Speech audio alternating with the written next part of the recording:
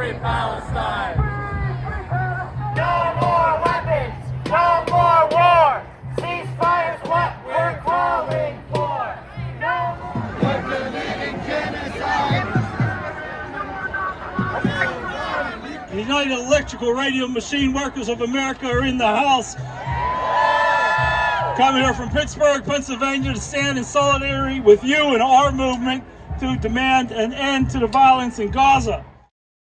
We are here because labor unions around the world are demanding a permanent ceasefire now.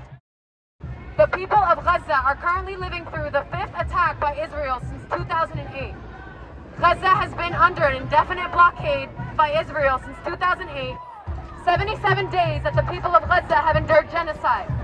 77 days of constant bombing. 77 days of no sleep, of murder. Any military action that will result in further loss of life, including the ground invasion, bombing, and use of white phosphorus on civilians. The AFL-CIO has invested billions of dollars into the Israeli government. That's billions of dollars.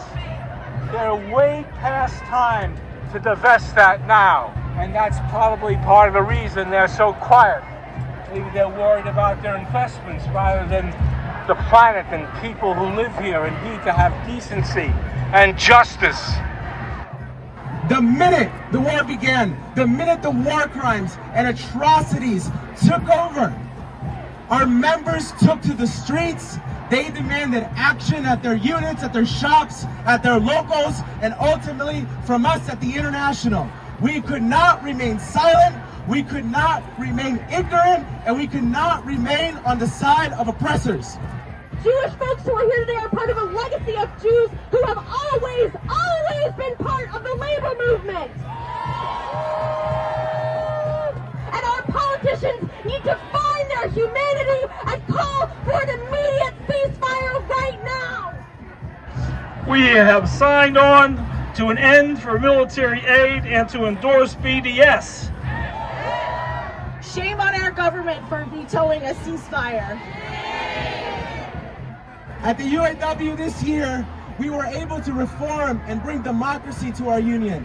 We would not be here today without democracy, member-led democracy. We would not be here if it wasn't for the stand-up strike, which empowered not only our members, but workers across the United States. And again, we would not be here if we were not listening to the demands of the poor, the oppressed, and workers across the world who want to be part of a renewed working class movement for not just national, but international solidarity and justice. We must restore access to water, food, electricity, housing, and healthcare to the 2.2 million people in Gaza, half of whom are children. Instead of listening to the people that elected them, the Biden administration and corporate Democrats are cutting deals with right-wing Republicans to impose extreme, cruel sanctions on migrants at our borders, many of whom are fleeing the legacy of U.S. military conflict in their own countries. 77 days of complete erasure and displacement. 77 days of loss and grief that will last them their entire lives.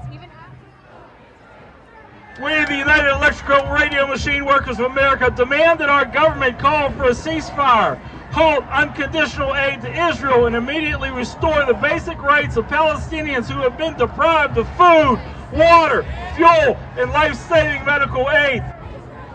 The reason the labor movement has been slow to non-responsive to hostile to these calls for peace is because we line up behind the politicians who are either too cowardly or supportive of the genocide that is occurring at the moment.